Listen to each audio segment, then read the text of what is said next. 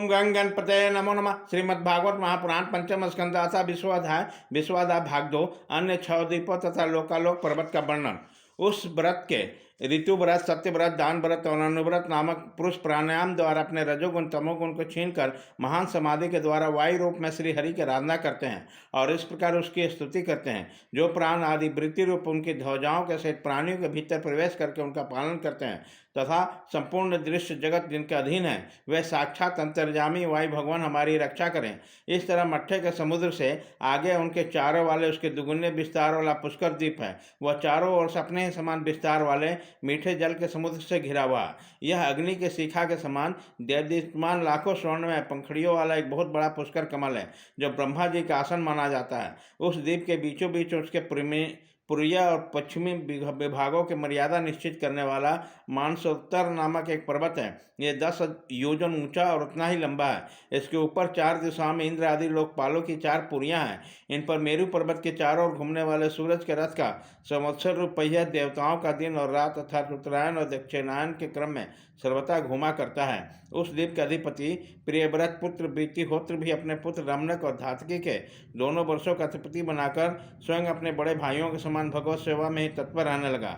वहाँ के निवासी ब्रह्मरूप भगवान श्री हरि की ब्रह्मसालोक्य आदि की प्राप्ति कराने वाले कर्मों से आराधना करते हुए इस प्रकार स्तुति करते हैं। जो साक्षात कर्म फल रूप और एक परमेश्वर में ही जिनकी पूर्ण स्थिति है तथा जिसकी सब लोग पूजा करते हैं, ब्रह्म ज्ञान के साधन रूप में उन अद्वितीय और शांत स्वरूप ब्रह्म मूर्ति भगवान को मेरा नमस्कार है।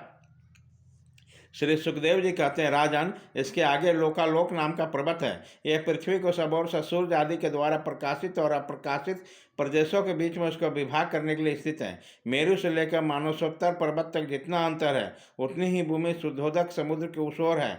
उसके आगे स्वर्णमय भूमि है जो दर्पण के समान स्वच्छ है। उसकी गिरी हुई वस्तु फिर नहीं मिलती, इसलिए वहाँ देवताओं का अतिरिक्त और कोई प्राणी नहीं रहता। लोकालोक पर्वत सूर्य आदि प्रकाशित और अप्रकाशित भूभागों के बीच में है, इससे इसका यह नाम पड़ा। इसे परमात्मा ने त्रिलोकी के बाहर इसके चारों ओर सीमा के रूप में स्थापित किया है। यह इतना ऊंचा और लंबा है कि इसके एक ओर से 3 लोगों को प्रकाशित करने वाले सूर्य से लेकर ध्रुव पर्यंत समस्त ज्योति मंडल की किरणें दूसरी ओर नहीं जा सकती।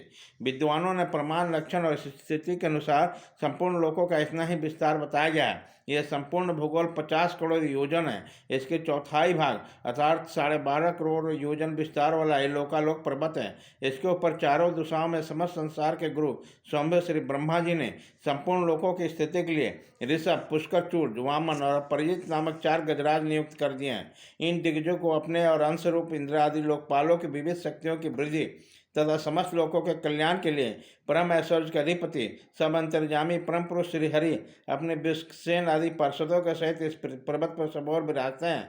जो वे अपने विशुद्ध असत्य को, जो धर्म, ज्ञान, वैराग्य, ऐश्वर्य आदि 8 महासिद्धियों से संपन्न है, धारण किए हुए हैं। उनके कर कमलों में शंख चक्र आयुध सुशोभित है।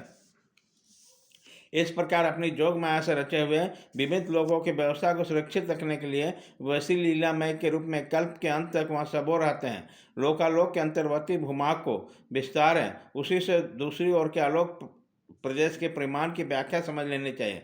इसके आगे तो केवल जोगेश्वर को ही ठीक ठाक गति हो सकती है। राजन, स्वर्ग और पृथ्वी के बीच में जो ब्रह्मांड का केंद्र है वही सूर्य की स्थिति है। सूर्य और ब्रह्मांड लोक के बीच में यह सब और सब 25 करोड़ योजन का अंतर है। सूरज इस मृत अर्थात मरे हुए चेतन अंड में बैराज रूप से बरसते हैं, इसी से इसका नाम मार्तंड हुआ।